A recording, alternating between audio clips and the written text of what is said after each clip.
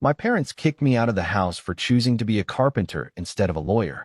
They said I was a disgrace to the family. I left without looking back, but after 6 years of long silence, I received a panic call from my mom. They needed me, but I had a different idea. I will tell you everything that happened. You see, I never wanted to be a lawyer, though my parents would have sooner disowned me than let me admit it. My name is Daniel, and for as long as I can remember, I loved the feel of rough wood under my fingertips more than the cold certainty of legal briefs.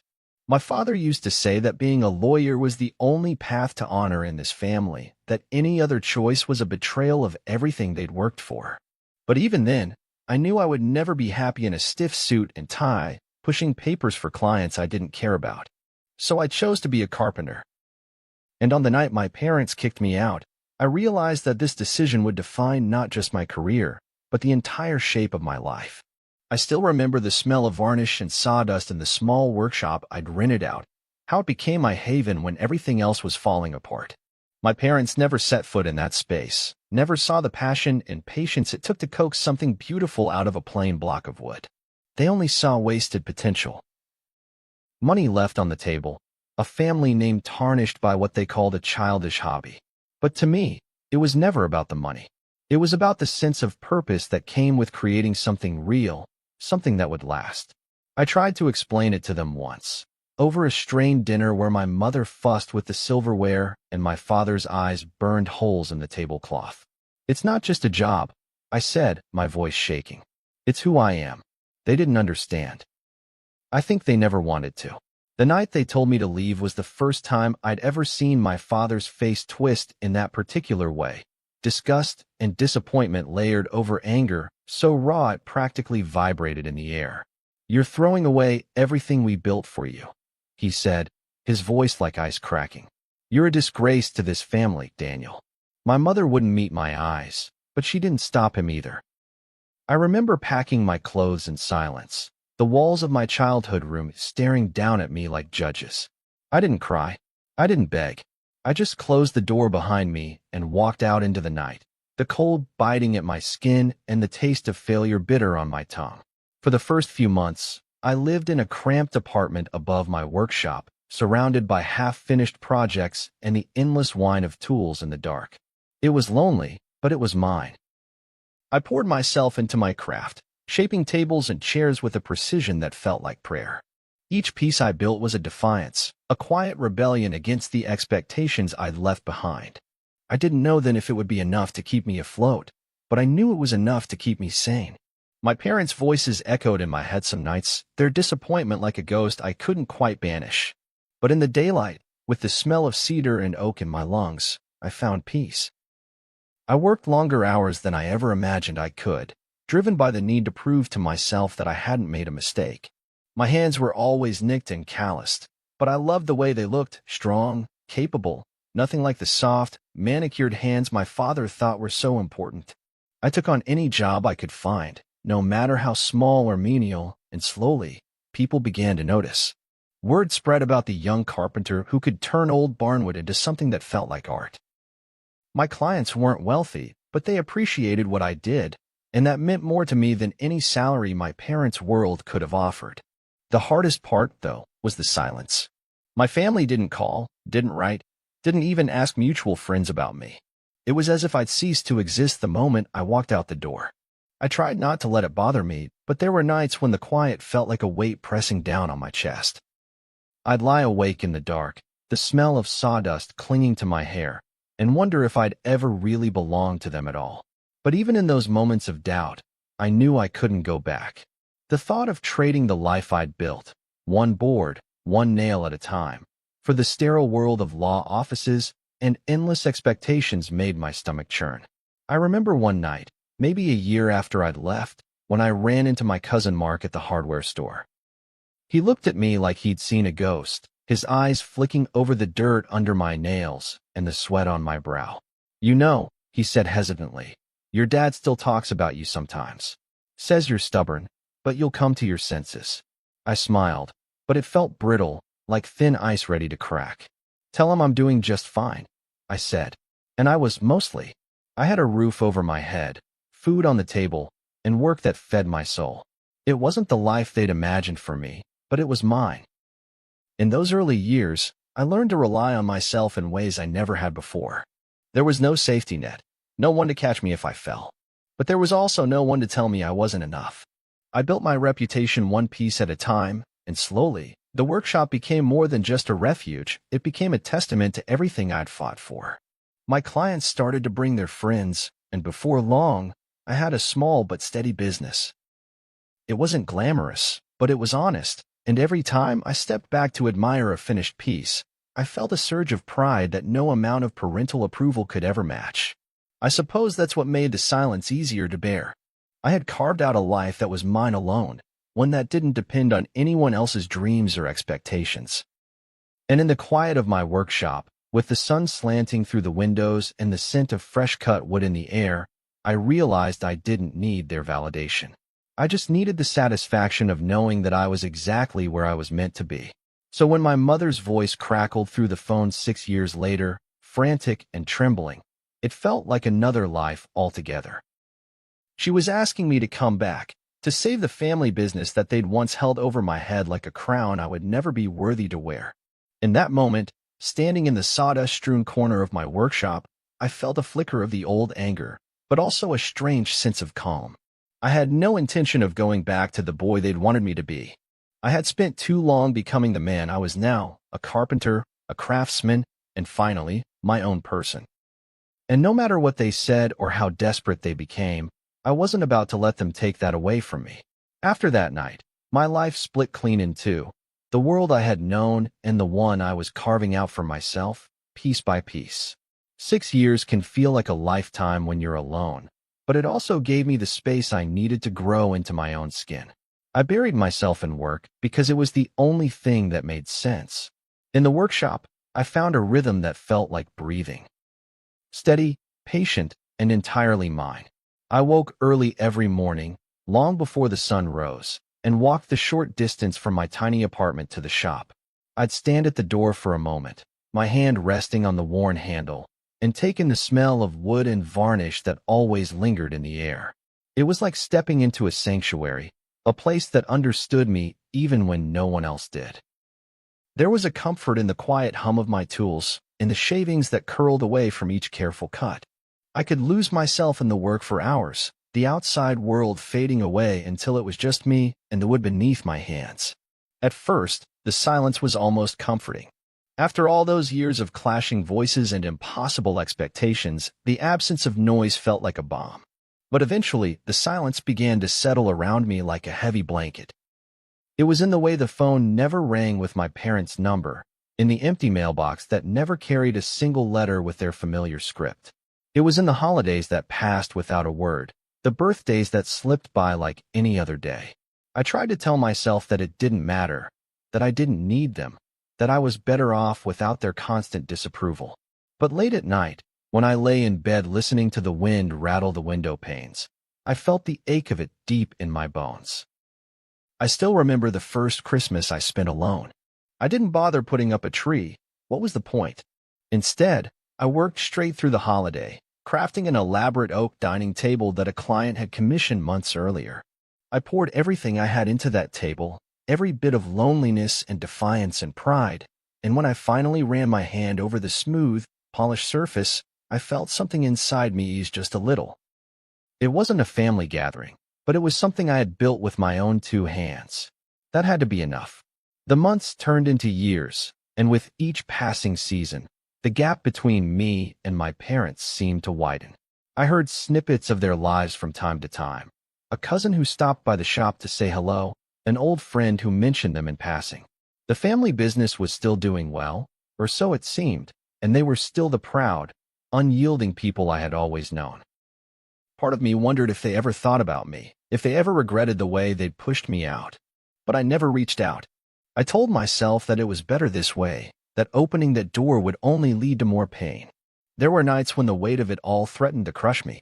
Nights when I'd sit in the dark with a glass of cheap whiskey, staring at the calluses on my hands and wondering if I had made the right choice. My father's voice was always there in those moments, echoing in my head like a judge's gavel. "You're a disgrace, Daniel. You're nothing without us." But then I'd remember the feel of the wood beneath my fingers, the quiet pride in each finished piece, and I'd take another sip and let the warmth chase the doubt away. Over time, my work began to speak for itself. The little workshop that had once been nothing more than a refuge became a small but steady business. Clients came in with ideas, and I brought them to life. Each table, each cabinet, each piece a testament to the life I'd chosen. My hands grew stronger, my confidence steadier, and with every job completed, I felt another piece of that old shame fall away. I wasn't a lawyer, and I never would be. But I was good at what I did, better than good. I was a craftsman, and that was enough. The people who came into my shop didn't care about my family name or the titles I turned my back on. They cared about the work, about the way I could take a raw piece of wood and turn it into something that would last for generations. In those quiet exchanges, talking about grains and finishes, about the curve of a chair's back or the way a table should feel under your hands, I found a kind of connection I had never known in my parents' world. It wasn't about power or status or the weight of expectations. It was about beauty, about honesty, about making something that would stand the test of time. Still, there were moments when the old wounds itched under the surface. Like the time I saw my parents' name in the newspaper, some article about the company's latest expansion, their smiling faces captured in glossy color. I held the paper in my hands for a long moment, my heart a tangle of pride and bitterness. I wondered if they still told themselves the story of my failure, if they still believed that walking away had been the worst mistake of my life. But then I looked around my workshop, at the lights slanting through the windows, at the half-finished pieces that waited patiently for my hands, and I knew that I wouldn't trade it for anything. I suppose that's why the silence didn't break me, because even in those long, empty years, I was building something real. Not just tables and chairs, but a life that was mine alone. I learned to find comfort in the solitude, to let the quiet become a kind of companion rather than a punishment. And in the end, it taught me the most important lesson of all, that I didn't need their approval to be whole. So when my mother's voice crackled through the phone one humid summer evening, begging me to come back, it felt like a lifetime ago that I had been the boy they could control with guilt and shame. I was a man now, and I had built a life that was solid and strong, just like the furniture that filled my shop. And as she spoke, her words tumbling over each other in a rush of panic, I felt a calm settle over me, deep and unshakable. I had already made my choice. And this time, I wasn't going to let anyone take it away from me. The phone call came on a Wednesday evening, just as the sun was starting to dip below the horizon, painting the sky in streaks of burnt orange and dusky pink.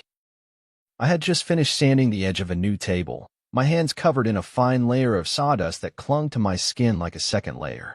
I almost didn't answer it. I'd gotten used to ignoring unknown numbers, knowing they rarely brought anything worth my time. But something made me pause, the way the phone seemed to vibrate with urgency on the battered workbench, as if it had something to say that couldn't wait. When I picked up, there was a long pause on the other end, a silence that felt so familiar it made my chest tighten. Then my mother's voice came through, thin and shaking, and I swear I almost didn't recognize it. "Daniel," she said, her breath hitching. "Daniel, it's your mother. Please, please, we need you." For a moment, I couldn't speak. The sound of her voice, after 6 years of nothing, was like a ghost from another life. My mother had always been the quiet one, the mediator in our family, smoothing over my father's harsh edges with soft words and gentle smiles. But in that moment, there was no calm in her voice, no practiced composure, only panic, raw and unfiltered. I could almost see her standing there in the kitchen I hadn't stepped foot in for years, her fingers twisting the hem of her blouse the way she always did when she was scared. "What is it?" I said, my voice flat and unfamiliar in my own ears. "What's happened?" She took a deep, shuddering breath. "It's the company," she said. "We're in trouble, Daniel. Your father, he made some bad decisions. There's talk of bankruptcy. We're going to lose everything." I closed my eyes, pressing the phone harder against my ear as if that would help me make sense of her words. The family business had always been my father's pride, the empire he'd built from the ground up and guarded like a dragon hoarding its treasure. To hear that it was failing, crumbling under the weight of his own ambition, felt like a story I'd written in my head 1,000 times but never thought I'd hear spoken out loud. And you want me to fix it? I said slowly, tasting the bitterness in my mouth. She didn't answer right away, but I could hear her breathing, ragged and desperate. You're the only one who can, Daniel, she said finally. You have the skills, the head for this. We need you. Please, come home. Come home. The words hit me like a punch to the gut. I thought of the night they told me to leave, of the way my father's voice had cracked like a whip in that cavernous dining room. I thought of the years I'd spent building a life from nothing, of the quiet pride I took in every project that left my workshop. And now, after all this time, they wanted me to step back into the world they'd thrown me out of, to be the savior they never believed I could be. I don't think that's a good idea, I said, my voice as calm as I could make it. My hands were shaking, though, tiny tremors that rattled the phone in my grip. I left for a reason, remember? Daniel, please, she said, her voice breaking. Your father, he's not the same. He's humbled, I swear it. He knows he was wrong about you. We're begging you. Without you, we're going to lose everything. The silence that followed was heavy and brittle, stretching out between us like a bridge we both knew would never hold. Part of me wanted to hang up, to turn my back on them the way they'd once turned their backs on me. But another part, the part that still remembered family dinners and Christmas mornings, the part that still ached for their approval even after everything, hesitated. Let me think about it, I said finally, though I already knew my answer. I'll call you back. I hung up and stood there for a long moment, staring at the floor as the weight of her words settled over me. My hands were still covered in sawdust, and I rubbed them together absently, watching the fine powder drift to the floor like snow. My mind was racing, 1,000 thoughts colliding in my head like stones in a river. They needed me, needed the son they'd cast aside like an embarrassment all those years ago. And for the first time, I realized just how much power that gave me. I didn't sleep much that night. I lay in bed staring at the ceiling, the scent of freshly cut wood still lingering on my skin. I thought about the company, about the empire my father had built on the backs of men like me, men who worked with their hands, who knew the value of sweat and effort. I thought about the years I'd spent proving to myself that I was enough, even if they couldn't see it. And I thought about what it would mean to walk back into that world, to offer them the help they'd once said I'd never be capable of giving. By morning, I had made up my mind. I wasn't going to be their savior. I wasn't going to let them pull me back into their world, to be the obedient son they could trot out as a trophy of their own success. But I also wasn't going to stand by and watch them lose everything, not when I had the means to do something about it. I knew enough about their business. Enough from the years I'd spent listening at the dinner table, from the scraps of information I'd picked up even after I left, to know that there were ways to turn things around. But I wouldn't do it as their son. I would do it on my own terms. I called my old friend Thomas that afternoon. Thomas and I had met in the early days of my workshop, when I was just a kid with a few tools and a stubborn dream. He believed in me when no one else did, and over the years, he'd become more than just a friend. He was the brother I'd never had, the one who saw me for who I really was. I have an idea, I told him, my voice steady even as my heart raced. But I need your help. It's time to settle an old debt.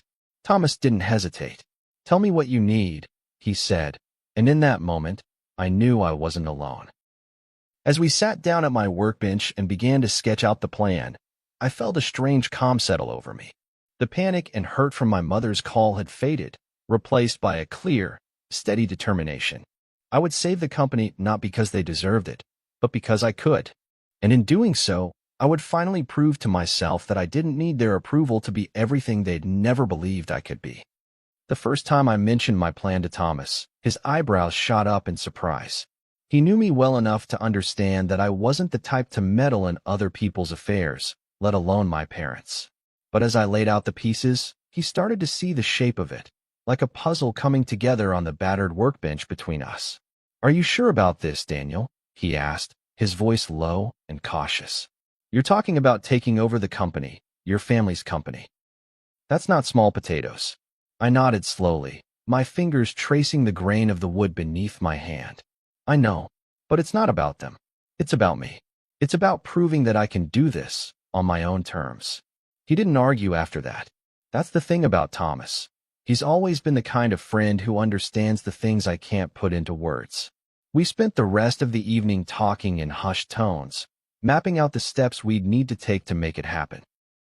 My parents didn't know it, but I'd been keeping an eye on their business from a distance for years, watching as it grew and shifted, as new faces came and old ones left. I knew enough to see the cracks in the foundation, the quiet desperation behind the glossy facade that showed the world. The first step was simple: distance. I couldn't let them see me coming. Thomas had contacts. People who owed him favors. People who were willing to help us put together the pieces without ever knowing the whole picture. We used those connections to start gathering information, to understand exactly how vulnerable the company had become. Each night, after I locked up the workshop, I'd sit at my small kitchen table with a stack of papers spread out before me, sifting through balance sheets and legal documents like they were scraps of wood waiting to be transformed. It was strange, in a way.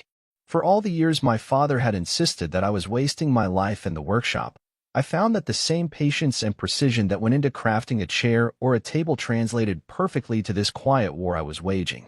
I knew how to see the potential in raw materials, how to find the weak points and strengthen them, how to make something solid and lasting out of pieces that didn't seem to fit. The difference was that this time, the material wasn't wood. It was power.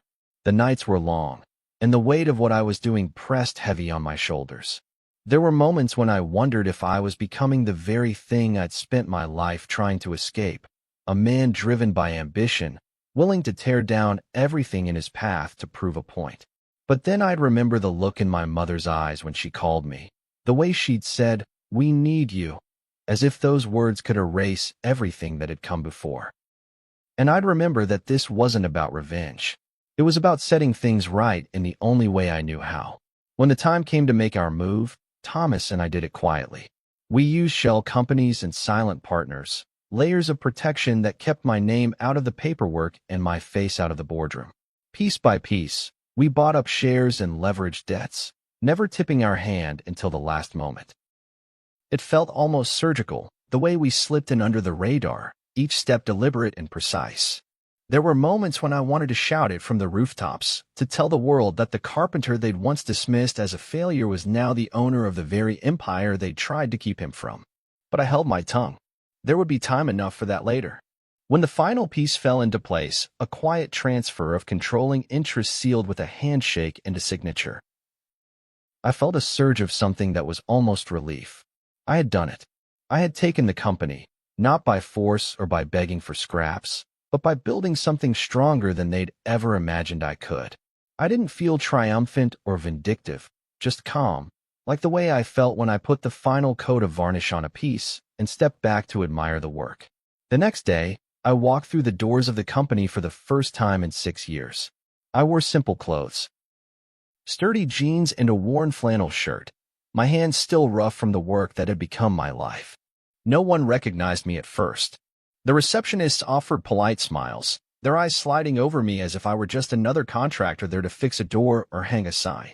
I didn't mind. Let them see me for what I was, a man who had built something real, something lasting. I met with the managers in a quiet corner office, Thomas at my side like a silent witness. They were professionals. Polished, confident, but their eyes flickered with uncertainty when I introduced myself as the new owner.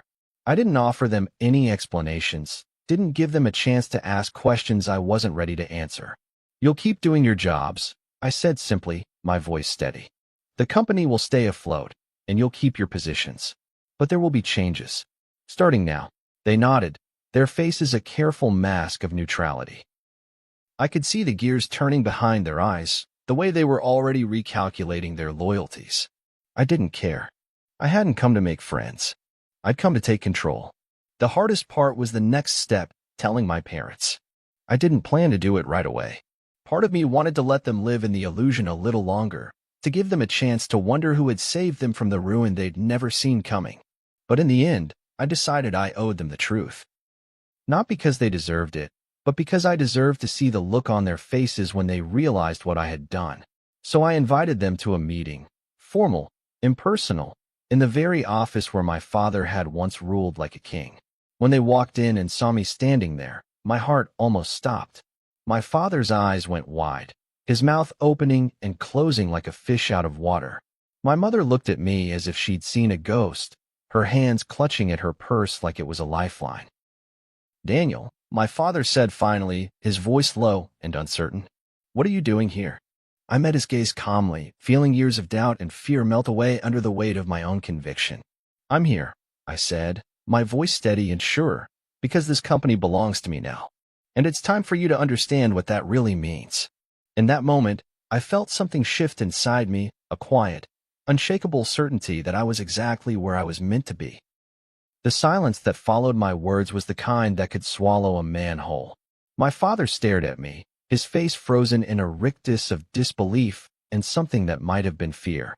My mother let out a soft, strangled sound, as if she couldn't decide whether to cry or scream. I let them stand there for a moment, the weight of the truth settling on their shoulders like a mantle they'd never expected to wear. "I don't understand," my father said finally, his voice brittle. "What are you talking about?" I took a slow breath, feeling the steady beat of my heart in my chest. "It's simple," I said. "I bought the company through a network of trusted partners and silent investors. You never saw me coming because you were too busy looking for someone like you, someone who'd play by your rules, who'd dance to the tune you set." My voice was calm, almost gentle, but there was steel underneath it. "But I'm not that man, Father. Not anymore." My mother's hand flew to her mouth, her eyes wide with horror and, somewhere beneath it all, recognition. She knew. She had always been the one to see the truth in me, even if she never had the strength to stand up to my father. But I didn't need her understanding now. I didn't need her approval or her apology. This wasn't about them. It was about me and the life I'd built from the ground up, the life they'd once told me wasn't worth living. "Daniel," my father said, his voice low and dangerous, the old authority creeping back into it. "This is a family business. It's been in our blood for generations. You have no right."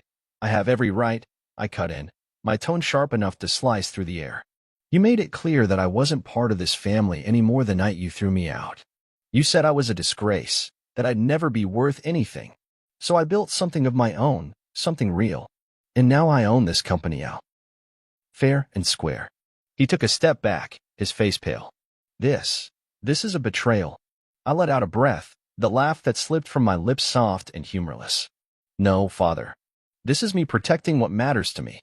You've been so blinded by your pride, by your need to control everything, that you never saw the cracks forming beneath your feet.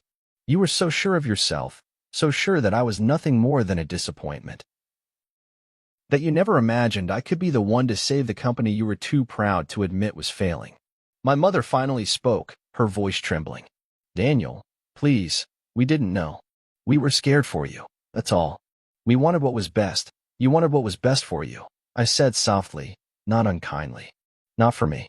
And that's the difference." For a moment, the three of us stood there in that sterile office, the hum of the overhead lights the only sound. I thought of all the years I'd spent in silence, all the nights I'd wondered if I'd made the biggest mistake of my life by walking away. And in that moment, I realized I hadn't made a mistake at all. I had done the one thing they never taught me to do. I had trusted myself. "I'm not here to gloat," I said finally, my voice steady. "I'm here to offer you a chance, a way to stay in the world you built, but on my terms. I need people I can trust, people who know the ins and outs of this company.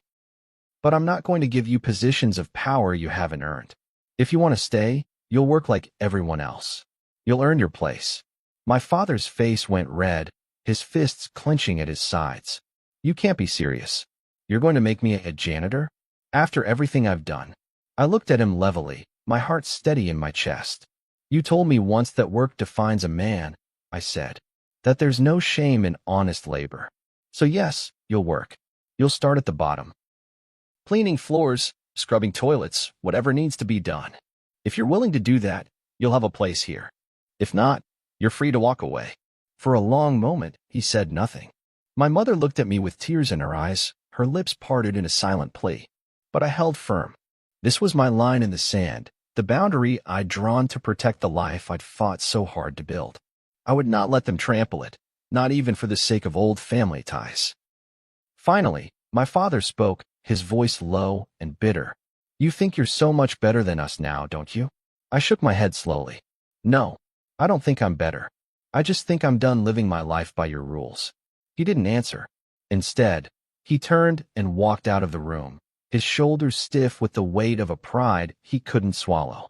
My mother lingered for a moment longer, her eyes searching my face as if she were seeing me for the first time. I held her gaze, letting her see the man I had become, a man who knew his worth and refused to apologize for it. "I'm sorry, Daniel," she whispered finally, her voice breaking. "I'm so sorry." I nodded once. "I know." And then she, too, turned and walked away. I stood there for a long time after they left, the quiet of the office wrapping around me like a cloak. Outside the window, the city stretched out in all directions, the lights twinkling like distant stars. I thought of all the nights I'd spent in my workshop, shaping raw wood into something beautiful and lasting. I thought of the man I'd become, patient, precise, unafraid to start over when the first cuts didn't turn out right. I wasn't a lawyer, and I never would be. But in that moment, I realized I was something better. I was a craftsman in every sense of the word.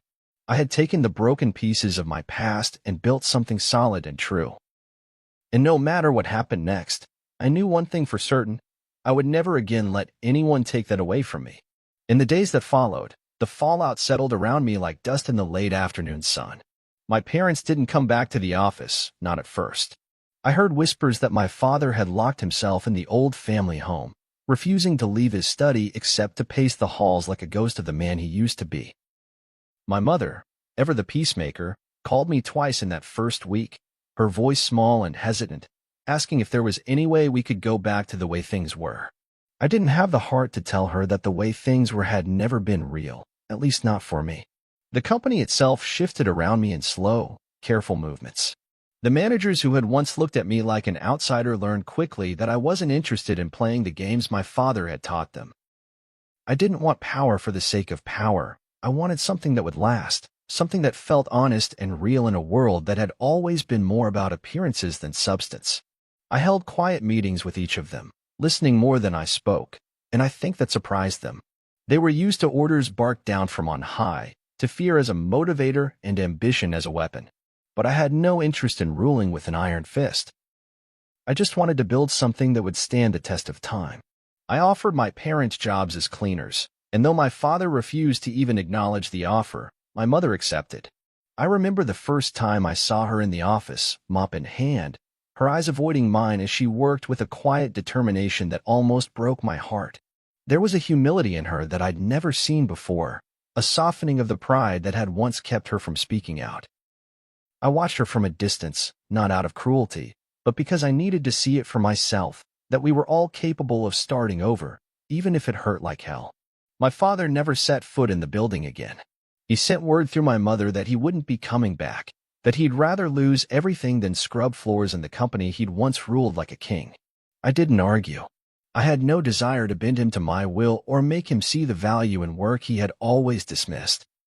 Some people can't change, no matter how much you wish they would. And I had learned the hard way that you can't spend your life trying to fix the broken pieces of someone else's pride. The months slipped by, each day bringing a quiet satisfaction I hadn't known was possible. The company began to find its footing again, the rot that had set in over the years slowly cut away by careful hands and honest work. I watched it grow with the same pride I felt watching a table take shape in my workshop. Slow and steady, each step a testament to patience and purpose. I wasn't trying to make a name for myself anymore. I was just trying to build something worth building.